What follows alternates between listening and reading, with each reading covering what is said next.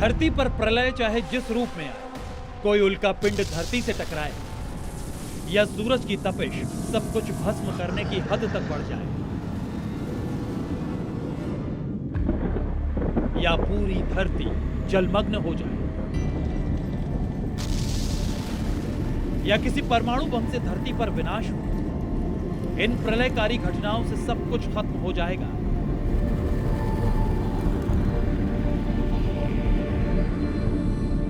लेकिन कॉकरोच फिर भी जिंदा बच जाएंगे।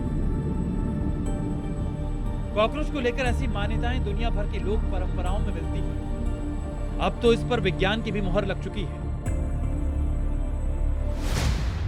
धरती पर 30 करोड़ साल से कॉकरोच, डायनासोर नष्ट हो गए, कॉकरोच नहीं। अब यह वैज्ञानिक तथ्य है, धरती पर कॉकरोच का वजूद डायनासोर के दौर से भी करोड़ों साल पहले का है। लेकिन 6 करोड़ 60 लाख साल पहले धरती से उल्का पिंड टकराने से जो प्रलय हुआ,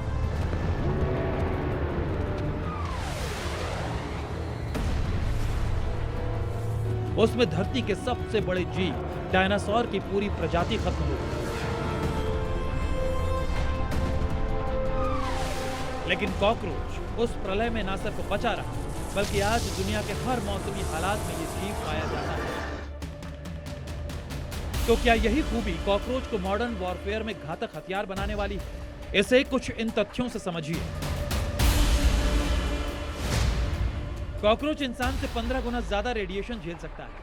कीटनाशकों के प्रति भी इसकी प्रतिरोधक क्षमता ज्यादा होती है। सिर कट जाने के बाद भी ये 1 सप्ताह तक जिंदा रह सकता है। एक बार में 40 मिनट तक सांस रोक सकता है और 1 घंटे में 5 किलोमीटर की दूरी तय कर सकता है। वैसे तो दुनिया में कॉकरोच की 4000 प्रजातियां होती हैं, लेकिन इनमें से 30 ही ऐसी होती है जो इंसानी बस्तियों या फिर घरों में पाई जाती है। अब इन्हीं में एक प्रजाति है जर्मन कॉकरोच। ये वो कॉकरोच है जिसका नवजात 36 दिनों में ही वयस्क हो जाता है। अब इसी जर्मन कॉकरोच को इस वक्त जर्मनी के एक वेपन साइंटिस्ट हैं जो कि ऐसे हथियार में तब्दील कर रहे हैं जो कि इस जंग की सूरत बदल सकते हैं। अमेरिका ईरान की जंग और इससे पहले यूक्रेन और भारत के ऑपरेशन सिंदूर तक जो वेपन सबसे ज्यादा चर्चा में रहा, वो है ड्रोन। जंग कहीं भी हो, दुनिया की हर सेना का सबसे घातक और मारक हथियार बन चुका है ड्रोन। चाहे वो कोई छोटा ड्रोन हो या फिर जेट जितना बड़ा कोई एडवांस ड्रोन।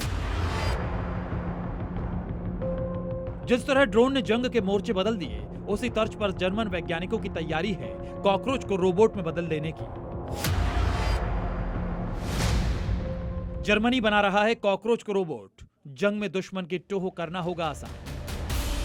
जर्मनी के वेपन साइंटिस्ट को यह आइडिया कॉकरोच की जीवटता देखकर आया, कॉकरोच के अमर होने की क्षमता से आया। जैसा कि हमने पहले बताया, कॉकरोच न सिर्फ रेडिएशन से बच सकता है, बल्कि लंबी दौड़ लगा सकता है और बिना खाए लंबे समय तक जिंदा रह सकता है। इसलिए इन्हें दुश्मन के इलाकों में छोड़ना बेहद आसान होगा।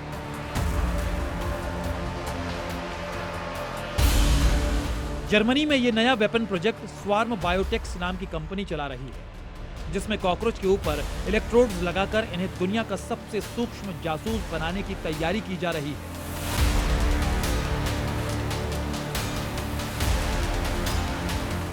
आप जरा सोचिए कि जब घर में कभी कॉकरोच घुसता है तो आप क्या करते हैं? अनदेखा करते हैं, मारने की कोशिश करते हैं या भगाते हैं? अक्सर कॉकरोच संकरी दरारों में घुस जाता है।